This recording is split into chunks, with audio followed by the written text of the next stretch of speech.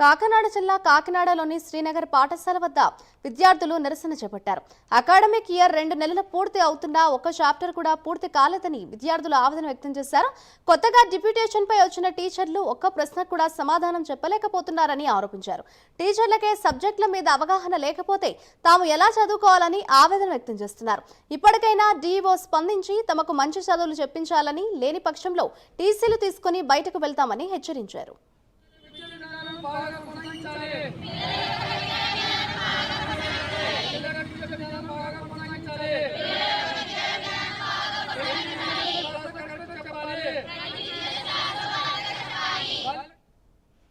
అసలు వచ్చి మా క్లాస్ చెప్తారు సార్, మేము చెప్తే బోర్డు మీద రాస్తారు కానీ ఆయన అంతటా ఆయన మాకేం చెప్పారు సార్. మొత్తం ఇంగ్లీష్ లో ఉన్నది ఆయన రన్నింగ్ నోట్స్ లెసన్ అయినా సరే అంతా అదేనండి సార్. మాకు అతను టెక్స్ట్ బుక్ లో ఉన్నదే రాస్తారు తప్ప ఇప్పుడు ఏమన్నా ఎక్స్ప్లెయిన్ చేయాలంటే అసలు సెంటెన్స్ ఫార్మేషన్ రాదు sir. Mirror, in front of, infinity, object, అసలు ఎక్కడైనా సెంటెన్స్ ఫార్మేషన్ అయిందా సార్? అది అసలు చెప్పరు సార్. మేము చెప్తేనే అతను రాస్తారు సార్. ఆయనే క్లాస్ లో మాకు వచ్చి డైరెక్ట్ గా చెప్పారు సార్. మేము 5 years నుంచి నేను మ్యాథ్స్ చెప్పాను, మీ ముందు టీచర్స్ అంత ఎక్స్పీరియన్స్డ్ కాదు, మేము చెప్పలేము మీ పాత టీచర్స్ అంతా ఆయనే చెప్పారు సార్. అండ్ లావణ్యాక్ష, నేను 10th క్లాస్ చదువుతున్నాను. మా స్కూల్ పేరు శ్రీనగర్ గర్ల్స్ హై స్కూల్. మేము ప్రెసెంట్ ఇప్పుడు 10th క్లాస్ చదువుతున్నాం సార్. ఇదే మాకు ఫస్ట్ స్టెప్ అవుతుంది. ఇప్పుడు మేము సరిగ్గా చదవలేకపోతే మేము ఎక్కడికైనా వెళ్ళినా సరే మాకు ఈ సర్టిఫికెట్ అడుగుతారు కదా సార్. భానుశ్రీ, నేను 10th క్లాస్ చదువుతున్నాను. నేనైతే ఇప్పుడు మా ఫిజిక్స్ సార్ గురించి చెప్తున్నాను. ఆయనకి సెంటెన్స్ ఫామ్ చేయడం రాదు. ఏదన్నా మేము డౌట్ అడిగితే మేము మీ టీచర్స్ అంత ఎక్స్పీరియన్స్ కాదమ్మా, మేము చెప్పలేము అలా అంటున్నారండి. మాకు ఇప్పుడు వాళ్ళని తెచ్చేస్తే మేము ఏం చదువుకోవాలి, ఎలా చెప్పాలి? 5 years నుంచి ఆయన మ్యాథ్స్ చెప్పారు. ఇప్పుడు తీసుకొచ్చి 10th వాళ్ళకి ఫిజిక్స్ చెప్పమంటే ఏం చెప్తారు? ఆయనకి సెంటెన్స్ ఫామ్ చేయడం రాదు. మేము ఏమన్నా ఆన్సర్స్ చెప్తే ఆయన బోర్డు మీద రాస్తారు తప్ప ఆయనకు మాత్రం ఏమీ రావు. సోషల్ గురించి చెప్పాలంటే సోషల్ మేడం అసలు ఏం చెప్పరు, మొత్తం తెలుగులోనే చెప్తారు. మాకు ఇంగ్లీష్లో కూడా ఎక్స్ప్లెయిన్ చేయరు. చాలా టాపిక్స్ అయితే ఆవిడ డైవర్ట్ అయిపోతారు అనమాట. చాలా టాపిక్స్ చెప్పరు. మేము చాలా టాపిక్స్ చెప్తుంటే ఇది అయిపోయింది కదమ్మా, ఫస్ట్ టెస్ట్ రాసేని తర్వాత చెప్తా అంటారు.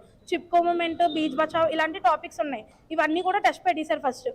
మీరు ఫస్ట్ ఎగ్జామ్స్ చదవండి, నోట్స్ తర్వాత అది కానీ ఫస్ట్ చదవండి అంటున్నారు. ఇక్కడ స్కూల్లో చదువులు ఏం లేవండి. టీచర్స్ని మార్చేశారు. కొత్త టీచర్స్ అయితే పట్టించుకోవట్లేదు. వాళ్ళు చెప్తున్న లెసన్స్ కూడా పిల్లలకు అర్థం కావట్లేదు. వాళ్ళేమో ఇంగ్లీష్లో చెప్పమంటే తెలుగులోనే చెప్తానని అంటున్నారు. పిల్లలు డౌట్ అడిగిన వాళ్ళు నాకు తెలియదని అంటున్నారు కానీ దాని గురించి వివరంగా పిల్లలకైతే చెప్పట్లేదు. దానివల్ల పేరెంట్స్ చాలా సఫర్ అవుతున్నారండి. పిల్లల్ని ఈ స్కూల్లో చదివించాలా వద్దా అని కూడా రాత్రి పగలు కూడా నిద్ర లేకుండా తిరుగుతున్నారండి పేరెంట్స్ అందరూ. దీన్ని దయించి ఎమ్మెల్యే గారి దగ్గర కూడా వెళ్ళామండి, చాలాసార్లు తిరిగాం. ఆయన పట్టించుకోవట్లేదు. ఎవరో ఏదో చేశారమ్మా, మేము ఆ స్కూల్ని పట్టించుకోము, ఇంకా ఉన్న దాంట్లోనే చదువుకోండి అని అంటున్నారండి. నా పేరు శ్రీదేవి అండి. ఏఎఫ్సి స్కూల్లోని మా బాబు 10th క్లాస్ చదువుతున్నాడు. బాబు స్కూల్ అంటే ఇప్పుడు పిల్లలందరూ కూడా 10th క్లాస్ అండి. ఇప్పుడు 2 months అవుతుంది, వాళ్ళకి సిలబస్ ఏది అవ్వలేదండి. ఇప్పుడు వచ్చిన టీచర్స్ సరిగా వాళ్ళు చెప్పింది పిల్లలకి అర్థం కావట్లేదండి.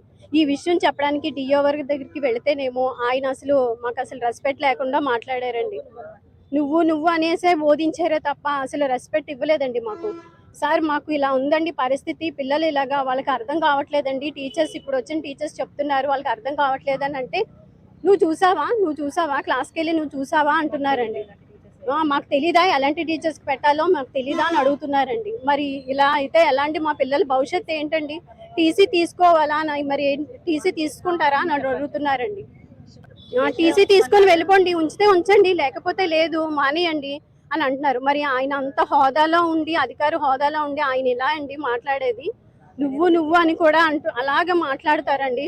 పేరెంట్స్ వాళ్ళ దగ్గరికి వెళ్ళి మా బాధలు మేము చెప్పుకుంటున్నాం అంటే వాళ్ళు ఎంతలాగా మాకు రెస్పెక్ట్ ఇవ్వాలండి. అది ఏమీ లేకుండా ఇలా చేస్తున్నారండి. దయచేసి మా పిల్లల భవిష్యత్తును మీరు ఎలాగైనా మంచి చేయాలని కోరుకుంటామండి. పిల్లలకు విద్యా విధానం బాగా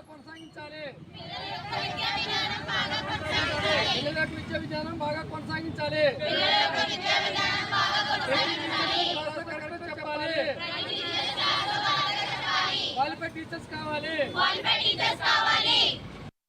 టీచర్స్ కూడా ఎంతమంది ఉన్నారు? చాలా ఇబ్బంది పడుతున్నారు.